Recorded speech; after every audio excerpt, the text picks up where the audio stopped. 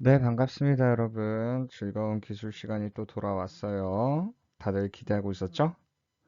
아닌 것 같네요. 다들 명절 잘 보냈나요? 명절이 끝나서 좀 아쉬운 학생들도 있을 거고, 아닌 학생들도 있겠지만, 명절 동안 많이 쉬었으니까 오늘부터 다시 본격적으로 수업을 열심히 들어주시길 바라겠습니다. 명절이 끝나자마자 학교를 등교를 해서 수업을 했으면 좋겠는데, 다시 또 온라인이에요. 그러니까 여러분 너무 나태해지지 말고 온라인 학습을 열심히 들어주세요. 아마 다음 주나 다다음 주부터는 선생님도 온라인 학습을 쌍방향, 줌으로 수업을 할 수도 있을 것 같아요. 추후 정해지는 대로 여러분들에게 문자 안내와 단톡방 안내가 나갈 테니까 안내에 따라 열심히 줌 수업에 참여해 주시길 바라겠습니다.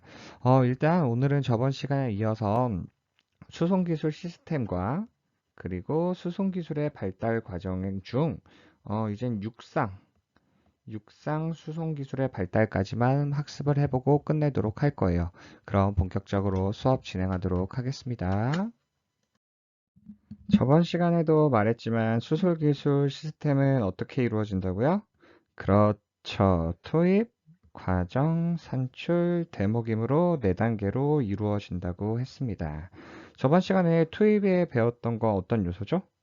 그렇죠. 뭐 인간이라든지 그리고 수송 수단이라든지 그리고 이 수송 수단을 보호해 도와주는 지원 시설까지 다 투입 요소에 포함이 된다 그랬잖아요.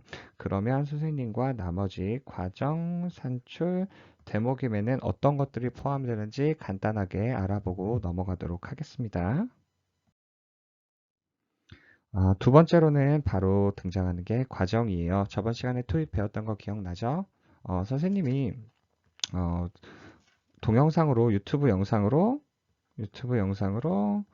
하이브리드 자동차하고 수소 자동차 영상을 링크해 둔 이유가 있어요. 이 뒷부분에 가면 배우겠지만 여튼 다 수업의 일환이니까 꼭 잘 듣도록 해요. 아시겠죠? 자, 수송 기술 시스템에서 수송이 이루어지는 단계를 바로 과정이라고 부르는 겁니다. 여기에 포함되는 것은 탑승 그리고 적재. 여러분들이 버스를 탈 때 뭐 인간인 거죠, 인간?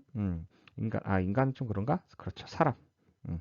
이러한 사람들이 탑승하는 것들을 뭐라고 부른다? 그렇죠. 과정이라고 부른다. 그리고 짐을 싣는 것도 과정에 해당이 되는 거예요. 그리고 이러한 수송 기술들을 타고 이동하고, 그 다음 여러분들 목적지에 도착하고, 음, 그리고 물건을 내리고, 그리고 여러분들이 가장 좋아하는 거 뭐죠?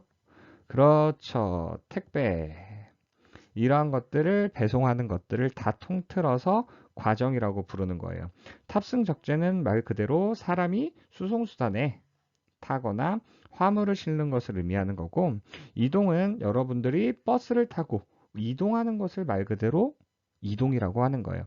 그리고 하차, 하역은 목적지에 도착하여 사람이나 화물을 내리는 것을 하차나 하역이라고 합니다.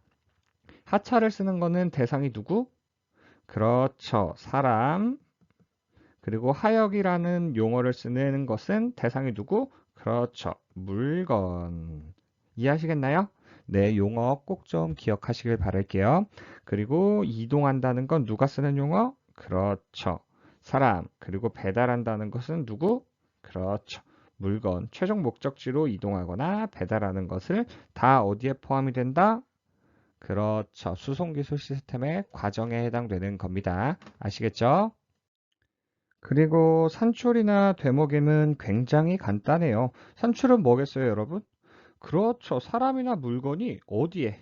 그렇죠. 원하고자 하는 목적지에 도착하는 단계를 바로 산출이라고 하는 겁니다. 그런데 여기서 되먹임이 왜 나오냐? 말 그대로 여러분들이 원하는 목적지에 제대로 도착을 하지 못했거나 여러분들이 받아야 할 택배가 여러분 쪽으로 안 오고 이상한 쪽으로 간 거예요. 뭐 여러분들은 집에 시켰는데 여러분들이 시킨 택배가 학교에 도착하면 말이 안 되는 거잖아요.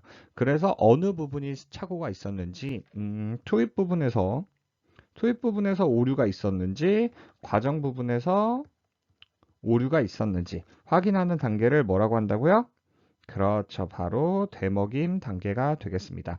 수송이 제대로 이루어지지 않을 경우에 사용하는 거예요. 근데 여러분들이 원하는 목적지에 제대로 도착했고, 그리고 택배 물건을 제대로 받았다면 되먹임 단계는 필요가 없겠지만, 그래도 꼭 필요한 요소니까 알고 계셔야 됩니다. 각 투입 과정, 산출, 피드백, 피드백 또는 되먹임. 이 단계에 이루어지는 활동들 꼭 알고 계셔야 돼요. 아시겠죠? 네, 좋습니다. 앞에서 여러분들과 함께 수송기술 시스템 이제 4단계에 대해서 배웠어요. 투입, 그 다음 과정, 그 다음 산출, 그 다음 되먹임. 그렇죠. 이런 수송기술 시스템으로 운영된다는 거 꼭 알고 계셔야 되고요. 그러면 이제 여러분들이 그나마 좀 즐거워하는, 아닌가요? 재밌을 거예요. 한번 봐요. 여러분 실생활에 많이 녹아져 있는 거니까 잘 들어봐요. 이제 수송기술 여러분들이 타고 다니고, 여러분들이 직접 나중에는 운전해야 돼. 이러한 수송기술의 발달 과정에 대해서 하나하나 알아보도록 할 건데, 그중 첫 번째가 바로 육상입니다. 육상. 여러분들이 걸어 다니는 도로. 어딘지 알죠? 그렇죠. 도로의 수송 기술의 발달을 한번 알아보도록 할 거예요. 첫 번째 이 육상 수송 기술의 발달은 바로 바퀴의 발견입니다. 바퀴의 발명. 바퀴. 이 지금 땡글땡글한 거 보이죠? 땡글땡글한 거. 여러분 그 로마 시대 때나 그리스 시대 때 많이 보면 알겠지만 이러한 거대한 돌을 움직이기 위해 여기다가 뭘 깔았죠? 그렇죠. 이런 식의 통나무들을 깔았어요. 통나무들. 그래서 사람이 이렇게 밀어서 움직이면서 통나무를 빼서 다시 앞으로 가져오고 빼서 앞으로 가져오고 이런 식으로 움직였잖아요. 그게 바로 바퀴의 시초입니다. 그래서 우리는 아직 동력기관을 발달시키지 못했으니까 누구의 힘을 빌렸어요? 그렇죠. 이렇게 동물의 힘을 빌렸어요. 동물. 바로 그래서 충력이라고 부르죠. 가축자를 써가지고 충력이라는 힘을 빌려 이러한 바퀴를 달아 뭐예요 이거는? 요새는 많이 볼 수 없지만 돈을 내고 체험을 할 수 있는 마차. 마차가 바로 육상 수송 기술의 시초라는 거. 이걸 발전으로 해서 여러분들이 타고 다니는 자동차와 버스 이런 것들이 등장한 거라는 거 꼭 알고 있으셔야 됩니다. 아시겠나요? 네, 좋아요. 그럼 다음 장으로 넘어가도록 할게요. 자, 여러분, 우리는 누구의 힘을 빌려서 동력을 발생시켰다 그랬죠? 그렇죠. 바로 동물. 소나 말. 그런데 이렇게 동물의 힘을 빌려, 이걸 무슨 힘이라고 그랬죠? 그렇죠. 바로 충력. 이렇게 동물의 힘을 빌려 이동수단을 만들어서 사용을 했었는데, 우리는 18세기에 뭐가 일어났어요? 배웠어. 뭐? 그렇죠. 바로 산업혁명이 일어납니다. 이 산업혁명의 주축을 이뤘던 건 무엇이었죠? 그렇죠. 바로 증기기관이었어요. 이 증기기관, 이렇게 지금 여러분들이 알고 있는 토마스, 이 머리 위에서 뭐 나오죠? 연기 뿌뿌 하면서 뿌뿌 하면서 연기 뽑죠. 이게 바로 증기기관을 만든 증기기관차예요. 기관차. 근데 이 증기기관차는 바로 여러분들이 타고 다니는 기차에 해당이 되는 거예요. 이건 많은 사람들을 운송을 시킬 수 있지만 다닐 수 있는 곳이 한정적이죠. 어디밖에 못 다녀? 그렇죠. 바로 철도밖에 다닐 수 없다는 단점이 있어요. 그래서 이 퀴뇨라는 사람이 이러한 증기기관을 활용해서 최초의 자동차를 만들기 시작합니다. 바로 증기를 사용해 동력을 발생시키는 증기 자동차예요. 기가 막히지 않습니까? 사람들은 정말 똑똑한 것 같아요. 이 퀴뇨라는 사람도. 그런데 이 증기 자동차가 등장을 했을 때 엄청난 혁신이었어요. 완전 세상을 바꿀 발명품이었단 말이에요. 하지만 이 증기 자동차의 치명적인 단점이 있어요. 무엇일까요? 다음 장에 가서 보도록 할게요. 바로 이겁니다. 여러분, 이 단점, 증기 자동차의 이 단점 책에 적어두세요. 증기 자동차의 단점 이 세 가지 꼭 책에 적어 주셔야 됩니다. 아시겠나요? 네, 좋아요. 그럼 하나씩 알아볼게요. 최대 시속이 5km예요. 최대 시속이 5km. 자동차인데 사람을 이렇게 태워서 움직일 수 있는 최대 속도가 5km밖에 안 나라는 거예요. 5km밖에. 그러면 걸어가는 게 더 빠릅니다. 아시겠나요?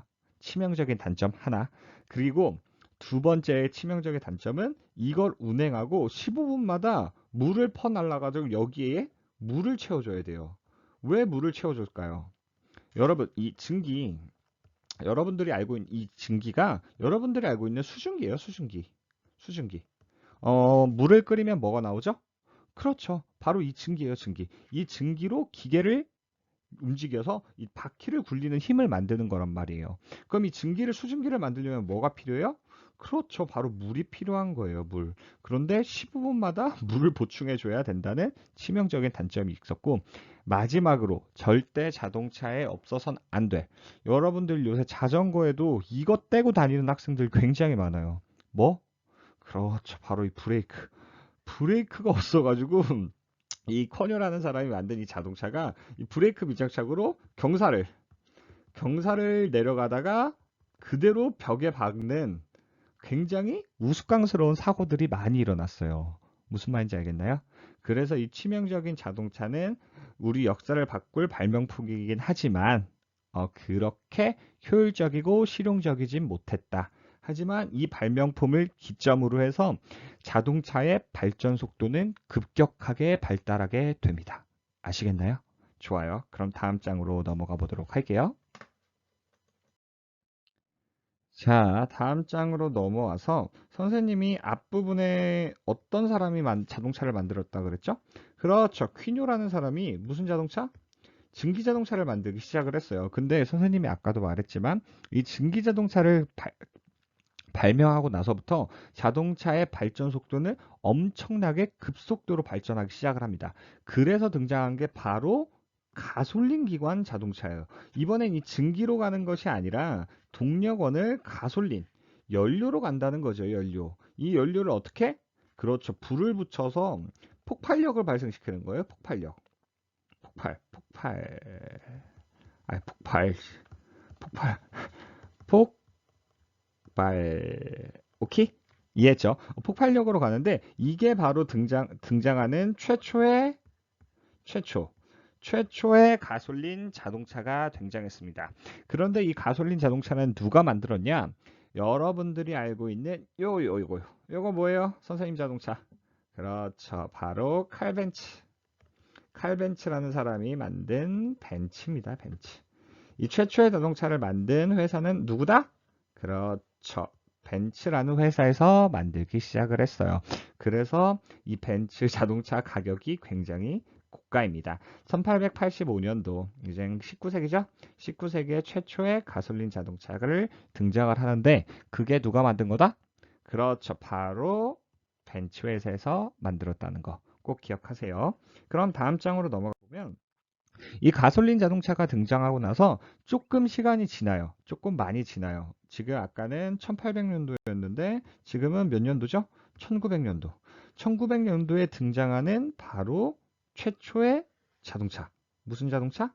그렇죠. 디젤 자동차. 이 디젤 자동차라는 건 뭐냐면 경유예요, 경유. 지금 가솔린은 뭐랑 같은 말이냐면 휘발유랑 같은 말이고 디젤은 뭐랑 같은 말이냐? 지금 바로 경유. 그래서 이 디젤 자동차는 엔진 구조가 굉장히 복잡해요. 가솔린에 비해. 그리고 이 불을 붙는 온도도 굉장히 디젤이 훨씬 더 높고요. 그래서 가솔린 자동차가 먼저 등장을 했기 때문에 지금 시중에 보편화되고 많이 사용하는 자동차가 가솔린이 많다는 겁니다. 무슨 말인지 알겠나요? 그리고 이 디젤 자동차 같은 경우는 환경오염 물질이 굉장히 많이 나와요. 그래서 많이 요새 노후 경유차 단속하잖아요. 그 이유가 바로 이 이유 때문입니다. 하지만 이 복잡한 엔진 구조 때문에 굉장히 늦게 개발됐다는 거. 그 디젤 자동차 역시로 최초로 만든 게 무슨 회사? 그렇죠. 여기 보이는 벤츠가 최초로 만들기 시작했습니다. 아시겠나요? 네, 좋습니다.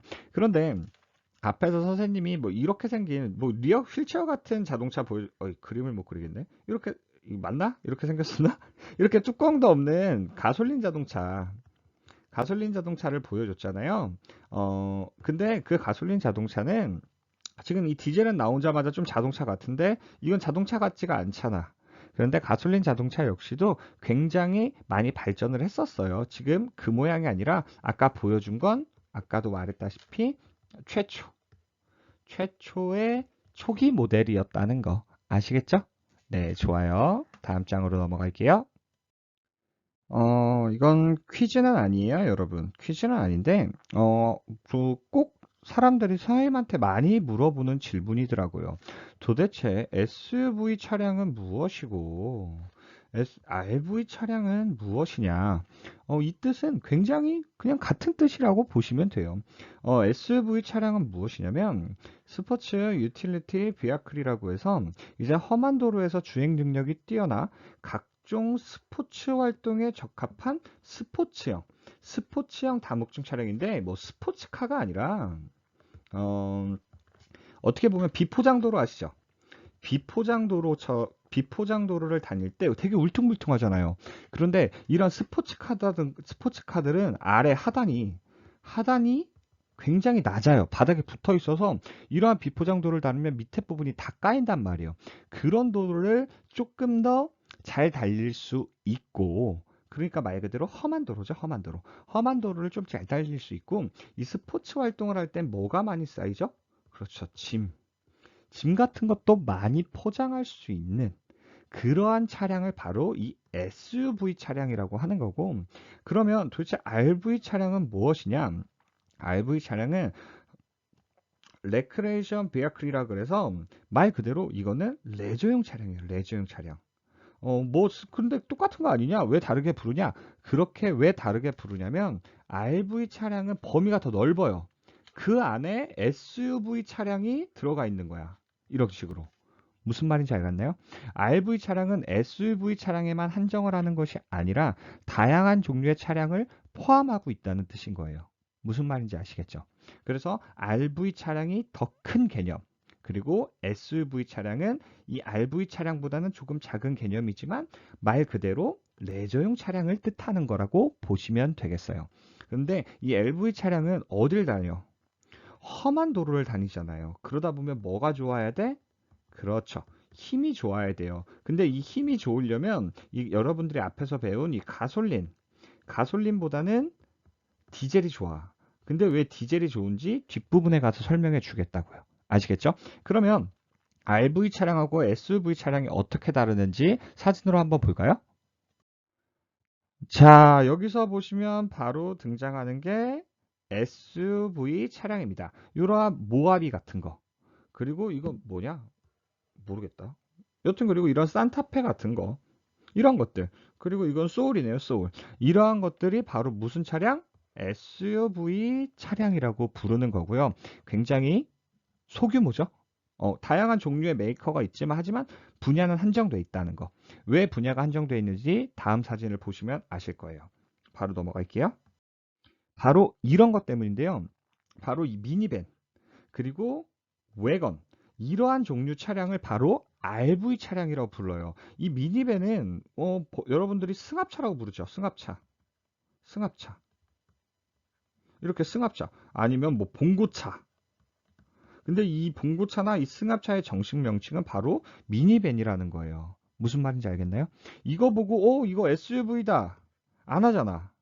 그죠? 그럼 SUV가 아니니까 SUV 차량은 이런 산타페 같은 차량을 SUV라고 하는 거고, 이 외건은 무엇이냐? 승용차 같아. 승용차 같은데 뒷부분이 좀 더 넓어. 바로 SM? SM 맞나? 뭐 여튼 이렇게 뒷부분이 좀 튀어나와 있어. 그런데 이거랑 좀 비슷한 게 또 하나가 있어요. 바로 해치백이라는 차가 있는데 해치백은 또 달라. 그건 뒷부분에 가서 설명을 좀 해줄게. 차량의 종류가 그냥 있는 게 아니라니까요. 그래서 여러분들이 차량을 구입할 때 SUV를 살 건지, 미니밴을 살 건지, 외건을 살 건지, 해치백을 살 건지, 뭐 리무진을 살 건지 그런 거를 잘 구분을 해서 사야 되는 거예요. RV 차량, SUV 차량 구분할 수 있겠어요? RV가 큰 개념이다, SUV가 큰 개념이다. 그렇죠. RV가 큰 개념이다. 레크레이션 비어클. 오케이? 좋습니다. 그럼 다음 장으로 넘어가도록 할게요. 이제 거의 마지막이 다 와가네요. 바로 이젠 육상 수송 기술. 아까 이젠 가솔린 자동차하고 무슨 자동차가 등장을 했죠? 그렇죠. 바로 가솔린이랑 디젤 자동차가 등장을 했어요. 이 자동차의 등장으로 해서 자동차는 무슨 생산 시대가 오겠냐? 그렇죠. 바로 대량 생산 세대가 등장을 합니다. 그런데 디젤 자동차는 아직 대량 생산을 하지 못해요. 바로 이 자동차 역시도 이제 누가 만든 거냐? 이거는 벤츠가 아닙니다. 여러분들도 알고 있는 굉장히 고가의 자동차. 뭐죠? 포드. 벤츠보다 요새는 싸게 먹히지만 옛날에는 포드 자동차가 넘버 원이었다는 거. 1903년에 컨베이어 벨트, 우리 배웠어요. 제조기술 시간에 그 마트 계산대처럼 징징징징징 가는 거. 그걸 이용해서 일괄 생산 방식을 통해 포드 자동차를 대량 생산하기 시작을 합니다. 이때부터 우리나라는, 이제는 전 세계는 자동차가 어떻게 됐다? 보편화되기 시작했다. 오케이? 이해했나요? 자동차의 보편화가 온 시기가 뭐다? 그렇죠. 포드가 자동차를 만들었을 때 바로 자동차의 보편화가 이루어진 시대이다라는 거. 꼭 밑줄 쳐놓고 그림 별표 쳐놔야 됩니다. 아시겠죠? 그럼 마지막으로 넘어가도록 할게요. 자, 마지막입니다. 바로 이젠 현대죠, 현대. 육상 수송 기술의 최고봉. 이젠 여러분들이 미래의 탈차. 20살이 되면 여러분들은 다 성공을 할 거니까. 이 20살이 됐을 때 탈차. 바로 친환경 자동차의 친환경 자동차. 왜 친환경 자동차가 필요한지 그 부분은 뒷부분에 가서 다다음 시간이나 이제 해상 수송 기술과 항공 수송 기술의 발달을 끝이 나고 그 다음에 왜 친환경 자동차가 필요한지 꼭 알려줄게요. 등장한 게 바로 이 하이브리드 자동차. 배웠던 거 기억나죠? 앞부분에 봤던 거. 하이브리드 자동차는 엔진이 몇 개다? 엔진이 2개다. 전기 모터와 가솔린 모터. 오케이? 자, 그럼 다음 장으로 넘어갈게요. 마지막 장이 아니었네. 한 장이 더 있어요.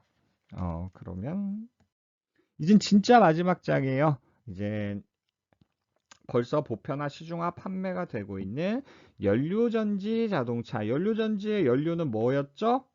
그렇죠. 바로 요거 수소. 선생님이 그냥 유튜브 영상을 보여준 게 아니에요. 아시겠나요? 좋습니다. 자, 이제 육상 수송 기술은 이것까지 발달되어 왔어요. 연료전지 자동차가 지금 우리의 육상 수송 기술의 최고의 발달 단계라고 보시면 되겠습니다. 그런데 그것은 무슨 환경 자동차? 그렇죠. 친환경 자동차라는 거. 아시겠죠? 좋습니다. 그럼 선생님과 마지막으로 문제 풀어보고 수업을 끝내도록 할게요. 자, 문제입니다. 오늘은 한 문제밖에 없네요. 선생님이 문제를 너무 쉽게 내주는 것 같아. 선생님이 책에 적어 놓으라는 거 꼭 좀 적어 놓으시길 바라겠습니다. 뭐 적어 놓으라 그랬죠? 그렇죠.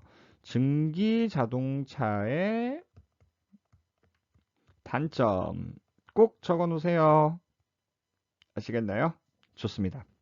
그러면 문제 풀어보도록 할게요. 수송기술 시스템은 투입